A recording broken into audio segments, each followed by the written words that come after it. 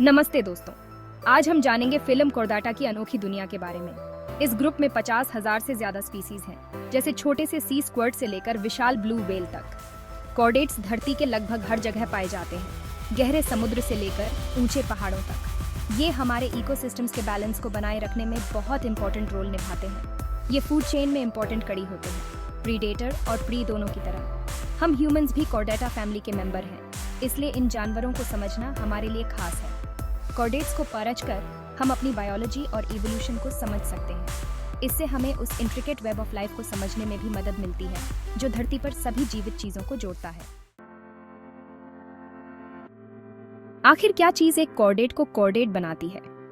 इतने अलग होने के बावजूद सभी कॉर्डेट्स में अपनी जिंदगी के किसी न किसी पड़ाव पर 4 खास कैरेक्टरिस्टिक्स होती हैं। ये फीचर्स हमेशा साफ दिखाई नहीं देती, लेकिन ये इस रिमार्केबल फिल्म की पहचान है। पहली खास बात है नोटोकॉर्ड। ये एक फ्लेक्सिबल रॉड होती है जो स्केलेटल सपोर्ट देती है और आसानी से मूवमेंट में मदद करती है। कुछ कॉर्डेट्स में, जैसे ह्यूमंस में, नोटोकॉर्ड सिर्फ एम्ब्रियोनिक डेवलपमेंट के दौरान ही होती है। दूसरी विशेषता है डोर्सल हॉलो नर्व कॉर्ड। ये स्ट्रक्चर, जो वर्टेब्रेट्स में ब्रेन और स्पाइनल कॉर्ड में डेवलप होती है, सेंसरी इंफॉर्मेशन और बॉडली फंक्शंस को कोऑर्डिनेट करती है। तीसरा, कॉर्डेट्स में अपने लाइफ साइकिल के किसी न किसी स्टेज पर फेरेंजियल स्लिट्स होती है। एक्वाटिक कॉर्डेट्स में ये स्लिट सांस लेने के लिए गिल्स का काम करती है। अंत में सभी कॉर्डेट्स में एक पोस्टिनल टेल होती है। शरीर का ये मस्कुलर एक्सटेंशन पानी में प्रोपल्शन और जमीन पर बैलेंस बनाने में मदद करता है। चलिए अब कॉर्डाटा के 3 सब फाइला की फैसिनेटिंग दुनिया में जाते हैं। सबसे पहले हमारे पास यूरोकॉर्डाटा हैं, जिन्हें आमतौर पर सी स्क्वर्ट्स कहा जाता है। पहली नजर में ये मरीन एनिमल्स सिंपल लग सकते हैं, लेकिन इनमें कई सीक्रेट्स छुपे हैं। सी स्क्वर्ट्स फिल्टर फीडर्स होते हैं, जो अपने इनकरेंट साइफन के जरिए पानी अंदर खींचते हैं और उसमें से माइक्रोस्कोपिक ऑर्गेनिजम्स को फिल्टर करते हैं।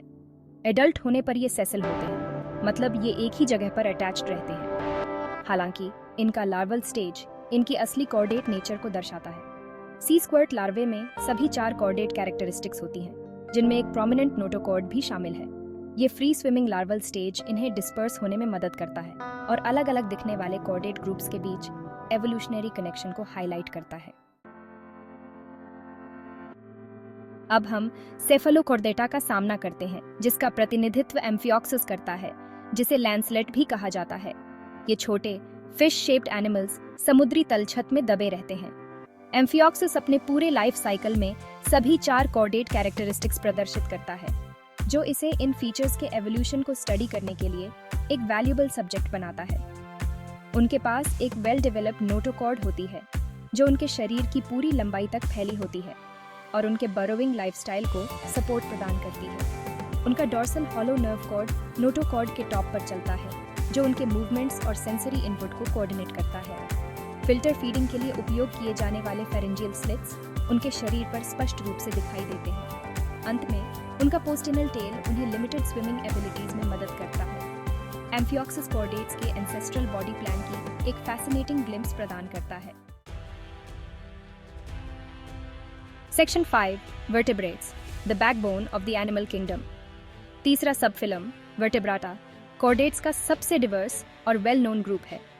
वर्टेब्रेट्स, जैसा कि उनके नाम से पता चलता है, उनके पास एक वर्टेब्रल कॉलम या बैकबोन होता है, जो इंडिविजुअल वर्टेब्रे से बना होता है। ये बोनी स्ट्रक्चर मजबूत सपोर्ट प्रदान करता है और कई तरह के मूवमेंट्स की अनुमति देता है। वर्टेब्रेट्स में एक वेल डेवलप्ड स्कल भी होता है, जो उनके ब्रेन की रक्षा करता है, जो उनके एक्टिव लाइफस्टाइल्स के लिए एक की एडेप्टेशन है। इस सब फिल्म में छोटी मछली से लेकर विशाल भेल तक कई तरह के जानवर शामिल हैं। वर्टेब्रेट्स ने धरती पर हर हैबिटेट को सफलतापूर्वक कॉलोनाइज किया है, जो उनकी रिमार्केबल एडेप्टेबिलिटी को दर्शाता है। उनकी सफलता का श्रेय उनके advanced nervous systems, efficient respiratory systems और डाइवर्स लोकोमोटर स्ट्रक्चर्स को जाता है। Section 6 the ecological importance of chordates. Chordates पूरी दुनिया में इकोसिस्टम्स के बैलेंस को बनाए रखने में क्रूशियल रोल्स निभाते हैं। कंज्यूमर्स के रूप में ये दूसरे ऑर्गेनिजम्स की पॉपुलेशंस को रेगुलेट करते हैं। उदाहरण के लिए प्रेडेटरी फिश छोटी मछलियों और इन्वर्टेब्रेट्स की पॉपुलेशंस को कंट्रोल करने में मदद करते हैं। हर्बिवरस मैमल्स जैसे डियर वेजिटेशन को ग्रेज करते हैं, जिससे प्लांट कम्युनिटी स्ट्रक्चर प्रभावित होती है। कॉर्डेट्स अपने हैबिटेट्स में न्यूट्रिएंट साइक्लिंग और एनर्जी फ्लो में भी योगदान करते हैं। उनके वेस्ट प्रोडक्ट्स डिकम्पोजर्स के लिए न्यूट्रिएंट्स प्रदान करते हैं, जबकि उनके शरीर मरने पर स्कैवेंजर्स और डिकम्पोजर्स के लिए भोजन का काम करते हैं। कॉर्डेट पॉपुलेशंस में डिसरप्शंस का पूरे इकोसिस्टम्स पर कैस्केडिंग इफेक्ट्स हो सकता है, जो उनके इकोलॉजिकल इंपॉर्टेंस को हाईलाइट करता है। Section 7 the evolutionary journey of chordates. Chordates का एवोल्यूशनरी हिस्ट्री, एडेप्टेशन और डाइवर्सिफिकेशन की एक कैप्टिवेटिंग कहानी है। फॉसिल एविडेंस बताते हैं कि कॉर्डेट्स 500 मिलियन साल पहले इन्वर्टेब्रेट एंसेस्टर से विकसित हुए थे। Notochord, dorsal hollow nerve cord, pharyngeal slits और पोस्टेनल टेल का डेवलपमेंट की इनोवेशंस थे, जिन्होंने अर्ली कॉर्डेट्स को नए इकोलॉजिकल निचेस का फायदा उठाने की अनुमति दी। वर्टेब्रेट्स में वर्टेब्रल कॉलम का एवोल्यूशन एक मेजर टर्निंग पॉइंट था, जिसने लार्जर बॉडी साइज और मोर कॉम्प्लेक्स मूवमेंट्स के लिए स्ट्रक्चरल सपोर्ट प्रदान किया। इसी के कारण आज हम वर्टेब्रेट्स की इनक्रेडिबल डाइवर्सिटी देखते हैं, कोरल रीफ्स में तैरने वाली फुर्तीली मछली से लेकर आसमान में उड़ने वाले पंछियों तक। सेक्शन 8 कॉर्डेट कैरेक्टरिस्टिक्स अ रिकैप। आइए उन की कैरेक्टरिस्टिक्स को रिकैप करते हैं जो फिल्म कॉर्डाटा को डिफाइन करते हैं। सभी कॉर्डेट्स के पास उनके लाइफ साइकिल के किसी न किसी स्टेज पर होता है। एक नोटोकॉर्ड, एक dorsal hollow nerve cord, pharyngeal slits और एक पोस्ट एनल टेल। ये फीचर्स, जबकि हमेशा उनके एडल्ट फॉर्म्स में दिखाई नहीं देते, उनके शेयर्ड एवोल्यूशनरी हिस्ट्री का प्रमाण है। हमने 3 सब फाइला का पता लगाया: यूरोकॉर्डाटा, सेफलोकॉर्डाटा और वर्टेब्राटा। यूरोकॉर्डाटा जैसे सी स्क्वर्ट्स मुख्य रूप से अपने लार्वल स्टेज में कॉर्डेट कैरेक्टरिस्टिक्स प्रदर्शित करते हैं। सेफलोकॉर्डाटा, जिसका प्रतिनिधित्व एम्फिऑक्सुस करता है, अपने पूरे जीवन में सभी 4 कैरेक्टरिस्टिक्स को रिटेन करता है। वर्टेब्रेट्स सबसे डाइवर्स सबफिल्म, एक वर्टेब्रल कॉलम और स्कल की विशेषता है। एडेप्टेशंस, जिन्होंने उन्हें विभिन्न हैबिटेट्स में थ्राइव करने की अनुमति दी है। Section 9 diving deeper, exploring the world of vertebrates. अब जब हमने ग्राउंड वर्क तैयार कर ली है, तो आइए वर्टेब्रेट्स की फैसिनेटिंग दुनिया में और गहराई से उतरें।